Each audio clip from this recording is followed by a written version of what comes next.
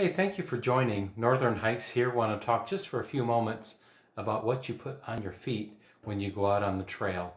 The old thinking about trail hiking or maybe camping or hiking in general was to have some sort of a boot.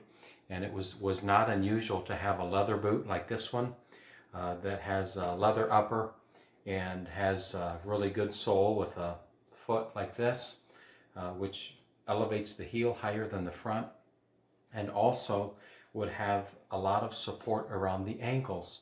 And that was the old thinking about hiking, and a lot of folks still hike with some sort of a boot, and some folks feel that that's necessary for them to give them the support that they need, not only on their ankles, but also to give them a platform for their feet if they suffer with some different things like maybe plantar fasciitis, and they think that they need something to give them a more solid foundation.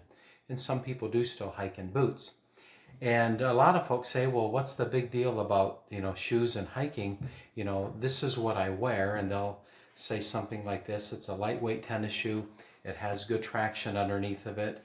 And this one is breathable. So you say, this is what I like. This is generally what I wear all the time. Can I just wear this on the trail? And the answer is yes and no. But you're going to run into some conditions that may not be suitable for the kind of things that you're wearing on your feet.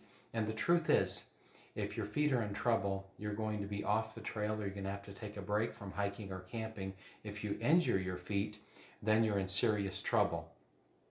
What has happened is many things have changed from that old boot technology to where it was evolving towards something that was a modified hiking boot or a modified hiking shoe that may look something more like this. This is a Columbia shoe.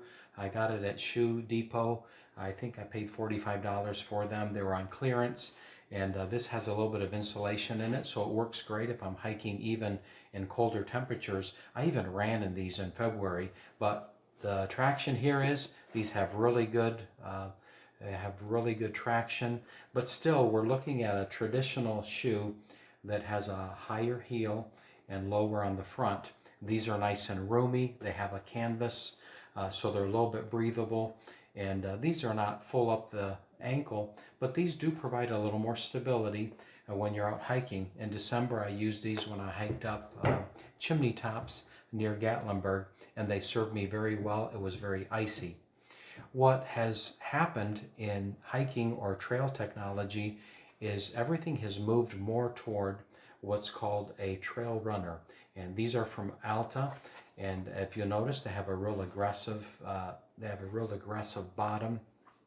These Altas are awesome because they have a real wide toe box. I have wide shoes, but what happens is when you're hiking day after day, over time, your feet are going to swell some, and you're going to notice that if you have a form-fitting shoe, you're going to run into trouble because your shoe's going to be too tight. Alta fixes that by having a real wide toe box. It accommodates different kinds of socks. Some people's shoes fit well, but then when you get your socks on for weather that's cooler, then you notice they're a little snug. So these Altas are going to be what I take on the trail, and I have already hiked about 50 miles in them. It's so important that you try your shoes on and you actually wear them hiking, doing what you're going to be doing when you're out on the trail, because some folks, they get into trouble out on the trail when they start losing toenails, or they get to a point where they realize that the shoes that they have are not going to work for them.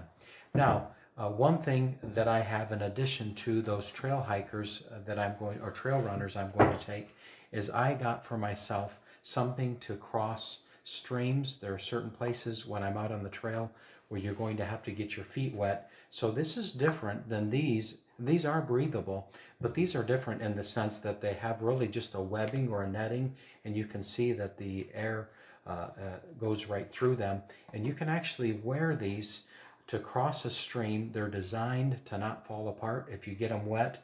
But the key is, look at the bottom. They have a lot of traction on them, so that if you're crossing rocks and surfaces that are slippery, that you're not going to take a swim in the river. You have some stability if you have surfaces that are slippery. I'll be taking those with me. Some folks will also take on the trail, they'll take something like Crocs. They're very lightweight, so they're not going to add a lot of weight to your pack. They have a little bit of traction to them, but the main thing is comfort. Something in the evening, so when you get your other shoes off and they're drying out, you can walk around your campsite, or maybe even take a little walk into town with them. And these work.